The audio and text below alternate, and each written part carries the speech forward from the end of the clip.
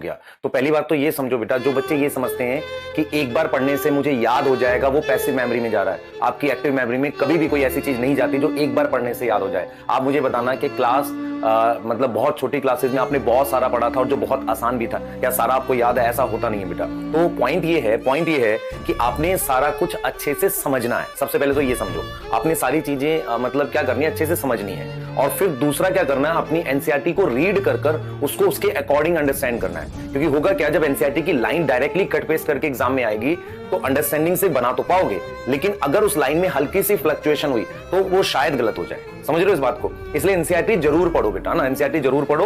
और रिवीजन एक बहुत जरूरी चीज है, जिसे हम कहते हैं कि भाई आपने आज पढ़ा तो अगली क्लास देखने से पहले 5-7 मिनट अपने कॉपी के पेज जरूर पलट लो। ये बहुत इंपॉर्टेंट काम होता है, तभी आप आगे बढ़ पाओगे। ठीक है ना जान सी, मेरे पिछले साल का एक्सपीरियंस है। जब साल का एंड आता है तो आपके पास कुछ लिखा हुआ होना चाहिए, क्योंकि बच्चे वीडियो देख के आप कैसे रिवाइज कर पाओगे। मान लो आप 2x, मैंने टोटल जो वीडियो है, मान लो एक चैप्टर में, मैं आपको अप्रॉक्स बताता हूँ, एक चैप्टर में मान लो मैंने 15 घंटे की या 12 घंटे की रिकॉर्डिंग कर ली। ठीक है, तो मेरे पास लगभग 500 घंटे की रिकॉर्डिंग हो जाएगी। ठीक, मान लेते हैं 500 घंटे की पूरी बायो आपकी रिकॉर्ड है। उसको आप 2x पे भी देखोगे तो 250 आवर्स हो गए। क्या आप 250 आवर्स का मतलब समझ रहे हो? 250 आवर्स का मतलब अगर आप डेली, ध्यान से सुनो, डेली बायो सिर्फ 10 घंटे भी देखोगे तो भी 25 दिन से ज्यादा लग जाएंगे 10 घंटे सिर्फ बायो देखने में 2x की स्पीड में। तो इसका मतलब आप आखिरी में एक महीने में बायो डेली 10 घंटे देख, कितना पॉसिबल है? क्या नहीं है। तो इसका मतलब आपके पास प्रॉपर लिख कर आपको चीजें रखना भी पड़ेगा, क्योंकि बाद में रिवाइज कैसे करोगे ये बहुत इंपॉर्टेंट। ये प्रॉब्लम रही है लास्ट टाइम, क्योंकि लास्ट टाइम मैंने बच्चों के ऐसे मैसेज सुने थे, देखिए सर क्या करें, वीडियो दोबारा देखें। अब दोबारा कैसे देखेगा भाई? तो जो देखना है ध्यान से आराम से अभी देख लो, समझ लो, उसके अकॉर्डिंग अपने नोट्स जो मैं लिखवा रहा हूं वो लिख लो, जो कॉपी यहां लिखते हैं या हैंड रिटन है या जैसे भी आप लिखना चाह रहे हो उनको लिख लो।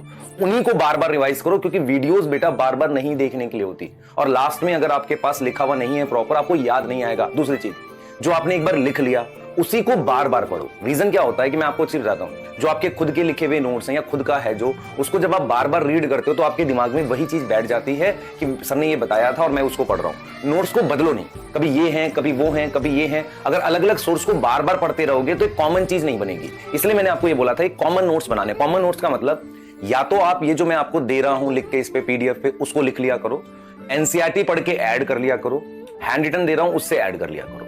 या दूसरा तरीका क्या है बेटा आपके पास, आप खुद से क्लास में बना रहे हो और फिर जब मैं आपको ये पीडीएफ जाए कुछ छूटा तो वहां से ऐड कर लो।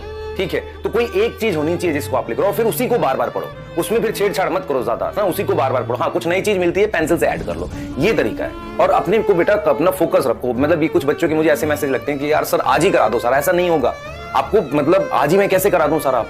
आपको एग्जाम देना है। मैं आपको एग्जांपल बताता हूं, ये जो टाइम होता है, जिन बच्चों के 550, 570, 540 बन रहे होते हैं, उनको ये लग रहा होता है हम बहुत क्लोज थे, तो इसका मतलब हमें बायो तो आती है। इस चक्कर में वो बायो पे कम ध्यान देते हैं। दिसंबर जनवरी के आसपास जाकर ये रियलाइज होता है कि बायो भी हाथ से छूट चुकी है।